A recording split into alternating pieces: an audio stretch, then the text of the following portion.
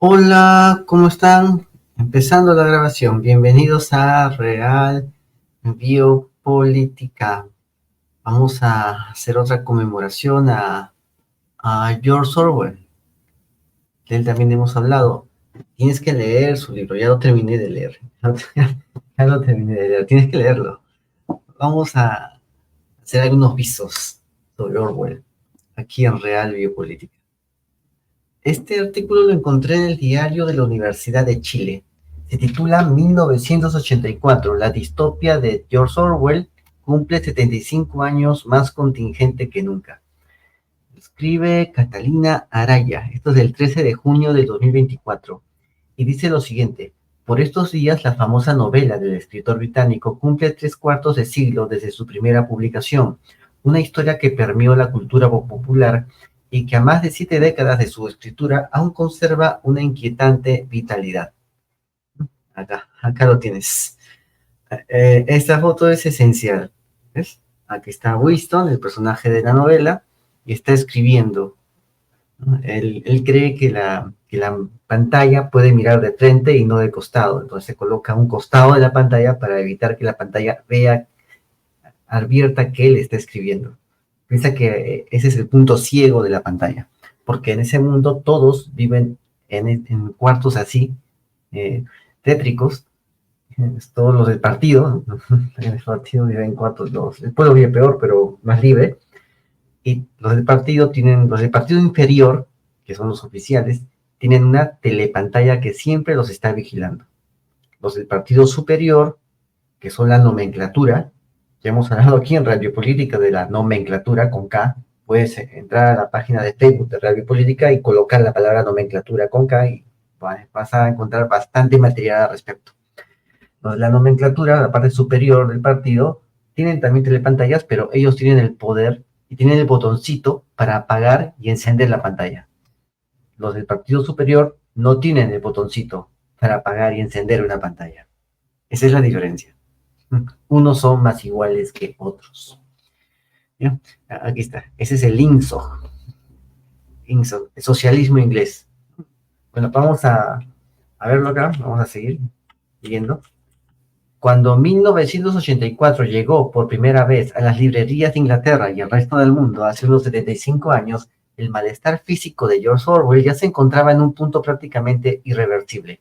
Hace varios años que el escritor, cuyo verdadero nombre es Eric Arthur Blair, cargaba con el peso de la tuberculosis, la que también fue la causa de su deceso en enero de 1950, con apenas 46 años. Para Orwell, la entrega del manuscrito final a la editorial significó un punto de no retorno. Fue su mismo médico quien le advirtió que ya no podía volver a reescribir ni un solo capítulo más, pues la obsesión estaba contribuyendo a debilitar aún más su salud. De hecho, la recomendación del profesional lo obligó a abandonar la escritura por al menos un año para radicarse en un sanatorio para tuberculosos en Cotswold, una zona campestre ubicada en el condado de Gloucestershire. Aun así, la publicación de la novela fue un éxito casi inmediato. Sin imaginarlo, el británico había sentado un verdadero hito literario que instaló el género de las distopías. De eso también hemos hablado acá, la distopía. Un impacto que caló hondo en la cultura popular global con conceptos como el gran hermano, la neolengua y el ministerio de la verdad, y que para muchos adelantó escenarios tan definitorios del siglo XXI como la posverdad. La primera vez aluciné. Como todo libro que te impacta, la primera experiencia es inolvidable, confesó el sociólogo Alberto Mayol. Debo haber tenido 13 o 14 años. De allí en adelante, cada vez que lo he leído, ha sido sobrecogedor volver a sentir la experiencia de la precisión quirúrgica de esta narración, que te hace sentir una cosa extraña. Te vas hundiendo en una trama oscura y al mismo tiempo te vas sintiendo en la gloria de estar leyendo algo tan formidable, y que es la gran contradicción de los grandes autores. El recuerdo de esa lectura inicial se repite entre autores y agentes literarios. En el caso de la periodista y editora Vivian Lavín, su relación con 1984 estuvo marcada por el contexto de la dictadura civil-militar que atravesaba nuestro país. Se refiere a Chile. Yo lo leí en los 80, de modo que me resonaba por todos lados. Recordemos que era una sociedad donde sí había aparatos represivos, donde estábamos vigilados, donde había un gobierno dictatorial, y entonces las semejanzas con esta distopía no distaban mucho de la realidad. Fue un libro que me iluminó, pero también que me abatió muchísimo como adolescente, porque yo me sentía bajo esa realidad que dibujaba el año 1984, que fue justamente el momento en que lo leí. Era aplastante. Julio Rojas, guionista y creador de la exitosa audioserie Caso 63, es uno de los escritores locales cuya obra ha estado profundamente marcada por las distopías. Su acercamiento con Orwell también llegó durante la década del 80, tras asistir al Cinearte Normandie, a una función de Brasil. Recomiendo esa película, Brasil, del director Terry Gilliam, un film que también estuvo muy influenciado por la novela británica. Comprender que la sensación de este estado totalitario burocrático que transmitía la película era una reversión más negra de 1984 me impulsó a leer el libro y me pareció que es una novela completamente coherente a una dictadura en todos sus términos y que la estábamos viviendo. Hipervigilancia, el control, el miedo, la censura, las palabras que intentaban recrear la realidad, esa especie de marketing de terror donde había una frase que era estamos bien, mañana mejor. Todo eso tenía tanto que ver con 1984 y con la sensación de que no podías confiar en nadie y que el amor era la única manera de salvarse, compartió Rojas. Y a pesar de que esa primera lectura les coincidió con los tiempos antidemocráticos vividos en Chile, los tres están de acuerdo en que en nuestro presente, la historia de Orwell cobra más sentido que nunca. Creo que nunca, desde que se publicó, ha estado más vigente que ahora, y por miles de cosas. La vigilancia masiva y la tecnología de intrusión está apareciendo en todos los aparatos. Por la manipulación de información, la era de las noticias falsas, que es un tema central en este libro llamado 1984. También la pérdida de la privacidad, el control totalitario y la caída del pensamiento político. Aseguró Rojas sobre la vigencia del texto. Impresión que es compartida por Mayol, quien además argumenta que parte de esa contingencia está en la fácil adaptación que permite la novela a las problemáticas que aquejan a nuestra sociedad contemporánea. Si esta distopía significaba una referencia a los regímenes totalitarios, hoy vemos que este mismo fenómeno es posible incluso en las democracias. Ciudadanos que realmente desprecian lo que viven, sueñan con su transformación, donde los que pueden se saltan las normas, que se cuestiona sobre la autoridad de quienes dominan, pero que sencillamente se adaptan, porque no tienen otra alternativa, señaló el sociólogo. Un punto que igualmente cobra sentido y permite paralelismos en la academia. Alguna vez en una investigación determinamos la existencia de un rebelde adaptativo. Tenemos otro concepto, el rebelde adaptativo. Una persona que quisiera rebelarse, pero que mañana tiene que ir a trabajar. Eso pasó con el pinchazo, ¿no? Ni hablar de sumar a todo esto la existencia de nuevas formas de hablar para disminuir la cobertura del pensamiento, llamada la neolengua. En la obra, el doble pensar, la posibilidad de sostener creencias contradictorias simultáneamente, y el crimen de la disidencia, de pensar distinto a las estructuras políticas. Todo eso parece una profecía más cumplida que una simple distopía. Esa habilidad profética es para Lavín una característica que resulta propia de los buenos escritores. Este es un libro que fue escrito entre el año 1945 y 1948, es decir, cuando ya había acabado la Segunda Guerra Mundial. Uno piensa que después de una guerra vienen aires de alegría, porque eso es lo que se vivía, porque por fin terminó el horror. Y escribir una obra con una lucidez, pero con una visión tan pesimista del futuro, nos hace pensar en cómo siempre son los poetas, los escritores, la literatura, los que tienen la percepción, la temperatura del momento histórico que están viviendo. Son esas tiresías que nos van dando luces respecto del futuro. reflexionó la conductora de Vuelan las plumas. Algo que igualmente sustenta su condición de clásico literario. Es terrible pensar que básicamente un clásico es una profecía que sobrevive al tiempo debido a que es tan coherente lo que plantea que es imbatible, no puede destruirse, no se corrompe, comentó. Y en el caso de 1984 es terrorífico, porque finalmente es una línea que sigue.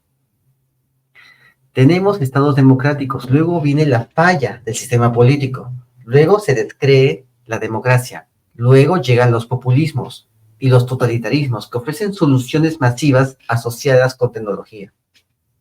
Luego caemos en la distopía y luego nuevamente alguien la rompe. Y comenzamos otra vez con sistemas democráticos. Es un ciclo, una espiral donde no puedes escapar y eso es muy aterrador. Sin embargo, en el caso de 1984, no solo habla de valoración por parte del mundo de la literatura. Por el contrario, la novela de Orwell todavía resiste un interés juvenil que parece inagotable. Hay un aspecto muy interesante que me llama la atención en este libro, y es el hecho de que su lectura es fácil y resulta tremendamente reconocible para los jóvenes de hoy. Es un libro que te invita a escribir, a pensar en cómo esta realidad también puede tomar nuevos rumbos. Es un libro que a pesar de su dureza y de su cruel realidad te permite abrir nuevos caminos para la escritura, para el pensamiento, para la reflexión, afirmó. Situación que incluso es reconocible en un paseo cotidiano por alguna capital del mundo. Así lo vivió Alberto Mayol. El mejor ejemplo es tan simple como lo siguiente. Para venir a Chile tuve que ir desde mi ciudad hasta Madrid y desde allí tomar el avión. Y entonces fui a Madrid temprano para hacer varios trámites y después me fui en metro al aeropuerto. Cuando me subo, la primera persona que vi llevaba un libro. Estaba leyendo 1984 de Orwell. Una chica de unos 25 años, abstraída en esa lectura. Me parece evidente que la capacidad de paralelismos con nuestro momento histórico, el interés con lo cual nos conmueve la obra. La relación amorosa, la restricción burocrática, los cambios culturales, el manejo de las noticias falsas.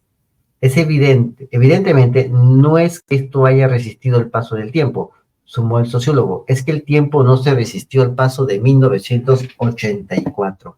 Esta es la nota que acabo de leer.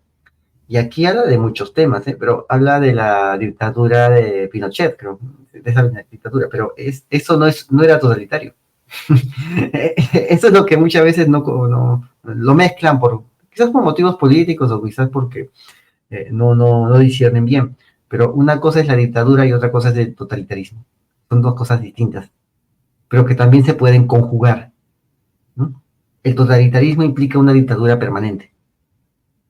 En la dictadura, en cambio, no necesariamente hay totalitarismo. Las dictaduras se mantienen más tiempo mientras menos totalitarias sean. Entonces, como constitucionalista te lo digo, es así, solamente que mucha gente tiene en su emocionalidad pues impregnado el tema de la dictadura. Te lo digo yo que mi juventud la pasé en los 90, la dictadura de Fujimori, ¿sí? Pero esa dictadura de Fujimori no era totalitarismo. Totalitarismo es cuando en este régimen democrático, disque democrático de ya, donde estuvo Vizcarra, se hace un decreto para que los sacerdotes hagan misa con lenguaje inclusivo. ¿Ya? Eso es totalitarismo. ¿Ok? Como verás, el totalitarismo está muy pedido por la juventud. Por esa juventud que critica la dictadura cívico-militar de antes. ¿Ya? Esa misma juventud que critica eso aplaude estas normas totalitarias o se queda bien calladita.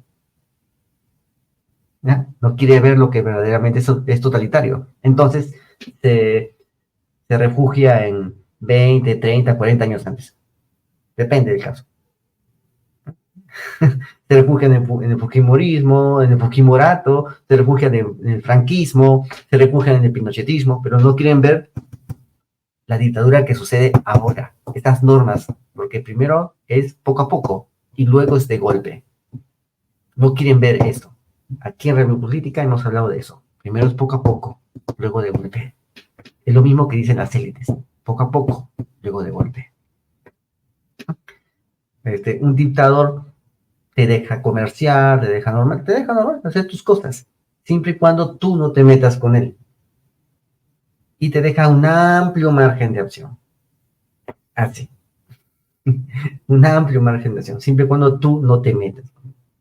En cambio, un totalitario, cuando es totalitario, que es justamente lo que quieren las élites, el totalitarismo. Por eso están usando la tecnología para conseguir ese totalitarismo. Y la juventud está aplaudiendo, ¿no? Está aplaudiendo el Homo Deus. Le han dicho que pueden ser como dioses. Aplauden el Homo Deus. Aplauden a los profetas que las élites les colocan en Davos. Aplauden eso. Lo ven cool. No se dan cuenta que en verdad los van a dronear como robotitos. Pero les pintan otra cosa. Ese es totalitarismo. Lo que viví en los 90, eso no es totalitarismo. Es dictadura, pero no es totalitarismo. No quieren darse cuenta que el totalitarismo está llegando y la gente se está acomodando muy bien ahí. Pero justamente lo que llaman acá ¿cómo dicen? El disidente, ¿cómo le ponen acá? El disidente acomodaticio, ¿cómo le llaman? Por acá está. Aquí está. Ese nombre. El rebelde adaptativo.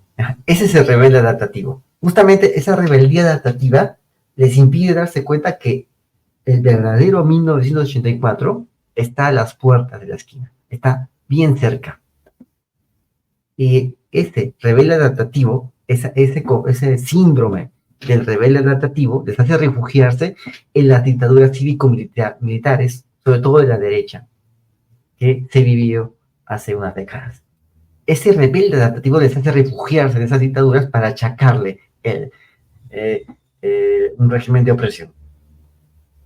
Y ese rebelde adaptativo les hace evitar darse cuenta que ya estamos a puertas de entrar a 1984. Y ese rebelde adaptativo les hace refugiarse en el pasado lejano, y no les hace ver los peligros del presente actual. Eso es el rebelde adaptativo. Y eso tiene que ver, estoy haciendo mi análisis, tiene que ver con el tema de la disidencia, ¿no? De la lengua, ¿no? No hables así, no es así. Desde el momento en que ese rebelde adaptativo me dice que la dictadura antes era totalitarismo, lo viví, y después me dice que no puedo decir tales palabras porque estoy por las minorías, porque estoy heriendo la susceptibilidad de las minorías. Desde ese momento, ese rebelde adaptativo ya está usando la neolengua. Y está empezando la época del totalitarismo, poco a poco, y después de golpe. Desde ese momento. Desde el momento en que no saben si son hombres o mujeres, ya está empezando las creencias contradictorias simultáneamente, que son parte de este totalitarismo. Está preparando todo para que venga de golpe. Eso está pasando. Bueno, entonces acá nos habla también de otro punto que también hemos visto en Real Biopolítica. Hay como dos artículos, dos columnas de opinión que publiqué en Real Biopolítica que tienen que ver con esta parte de acá, donde habla vamos a ver, acá está, esta parte, ¿no? Se cuestionan sobre la autoridad de quienes dominan, pero que sencillamente se adaptan porque no tienen otra alternativa. Ciudadanos que realmente desprecian lo que viven, sueñan con su transformación, donde los que pueden se saltan las normas, se cuestionan la autoridad, pero sencillamente se adaptan porque no tienen otra alternativa. ¿Cómo se llama eso? Hipernormalización. De eso también hemos hablado en Real Biopolítica, la hipernormalización. Es lo contrario al gatopardismo. Tenemos gatopardismo, tenemos que cambiar las cosas para que sigan igual, porque las formas de dominación están cambiando, la tecnología está cambiando, la sociedad está cambiando, tenemos ya estos métodos de dominación ya son obsoletos, tenemos que cambiar las cosas con nuevos métodos de dominación para no perder el control. Cambiamos las cosas para que no sigan igual. Es el pensamiento del príncipe de las Salinas en la obra El gato pardo de Tomasio de Lampedusa. Sí, recomiendo ver la película con Adán Delon, excelente. Ya, ahora, ¿qué sucede? Cambiamos todo para que sigan igual. ¿Mm? Pero esto es la hipernormalización, es lo contrario. Seguimos haciendo lo mismo para que cambie todo. Lo que se puede llamar como eso, adaptarse porque no tienen otra alternativa. Piensan que haciendo lo mismo cambia todo. O simplemente no colaborar. Pero igual colaboran cuando pagan impuestos. Igual colaboran cuando van a votar. Pero piensan que seguir haciendo lo mismo va a hacer que las cosas cambien porque van a caer por su propio peso porque el sistema ya está podrido. Es lo mismo que pasaba durante el Imperio Romano. El sistema estaba podrido. Solamente que no había quien para que agarre el dedo y tire la pieza del dominó para que todo vaya derrumbándose en cadena. No había ni siquiera alguien que pueda hacer eso. Estaba tan caído que no siquiera había esa gente para que del golpe final. No había. Tuvieron que venir de afuera. Eso es. Pues no, esa es la hipernormalización. Bueno, creo que con esto sería suficiente, ¿no? Ya hemos leído el artículo y hemos dado un análisis al respecto. Así que nos vemos. Saludos.